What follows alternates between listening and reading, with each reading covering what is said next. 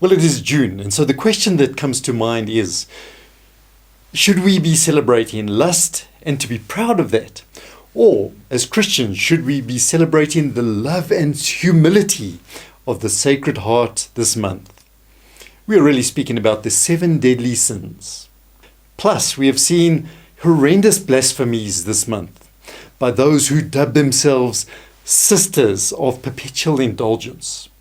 Yet in reality, they are just mocking our faith. So let's take a look at that too. And then to finish off, we want to get something positive out of all of this. So let's honor our Lord. We'll be taking a brief look at a saint who is the exact opposite of all of these horrendous things that have been taking place. And she is also an incorruptible, just like Sister Wilhelmina Lancaster. Hello friends, and welcome to this channel, Great Saints. So why now, in June in particular, why are these blasphemies and these mockings of our Lord happening? Why in June? It is because June is traditionally seen by Catholics as a month for honoring the Sacred Heart. So what is his Sacred Heart? Well, within his Sacred Heart burns, we're told by the mystics, a furnace of divine love. It fills his heart, and if you combine that with his unbelievable, with our Lord's unbelievable humility, imagine truth. That is God himself being crucified. What an act of humility that is. And yet our Lord is just showing us an example that we are to follow. And it is the exact opposite of being proud of lust. The devil, of course, prefers the parody. Is devotion and honoring the Sacred Heart something important? How does it rate on the scale of importance?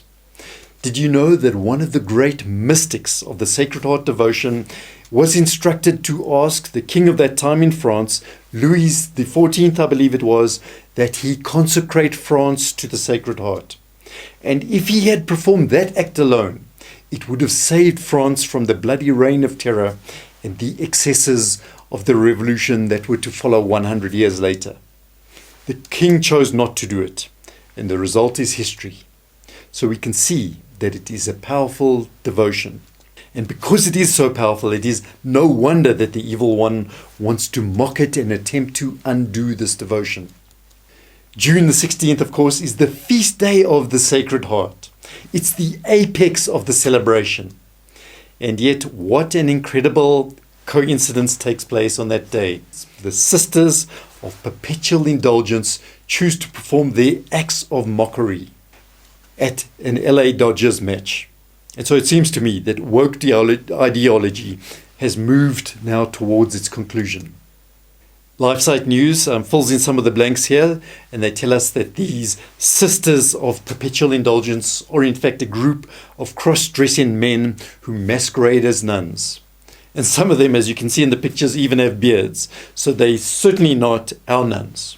And it gets more horrendous. Some even perform pole dances with a cross or a crucifix. Yes, they are that sacrilegious. Imagine if this were to be done to some sacred Muslim item. What a riot would be provoked. So no, of course, these things are absolutely not acceptable. And so several groups went ahead and organized protests. And the Catholic bishops, sensing the reaction, they even issued a statement calling it a blasphemy and also asking for reparation. So the bishops were not unanimous, however, because the Archdiocese of Los Angeles issued a statement that none of the various kinds of protests of the Dodgers Pride Night honoring the anti-Catholic Sisters of Perpetual Indulgence has the backing or approval of the Los Angeles Archdiocese. And we've decided, they said, to take a step back and hope for dialogue. In other words, to do nothing. Our Lord didn't dialogue with the demonic world. He commanded them, he did exorcisms, and likewise the good Bishop Strickland did prayers and exorcistic exhortations. But strangely enough, he is suddenly under investigation from those higher up in the church. Impeccably bad timing. Of course, for us, you and I, are these protests something effective? Well, at the one protest, there were thousands of people present. Some people estimate 2,000 or 3,000 people. It's also worth noting, they point out, that previously these sisters had performed at an Anaheim Angels game. Then they performed during the halftime break, and they were booed in that stadium, right in front of a full stadium. Perhaps they were afraid to have the same reaction repeated. So this time they performed 1 hour before the game, and practically no one was present there. The few who were present, they booed as well. And in the background you can hear the real protest going on outside the grounds, bagpipes and all. So people were really annoyed. They were incensed. And slogans were being chanted outside. Things like "Viva Cristo Rey, Viva," and "Down with the Dodgers." Even Dodgers fans were saying, "I cannot take this." The blasphemy, of course.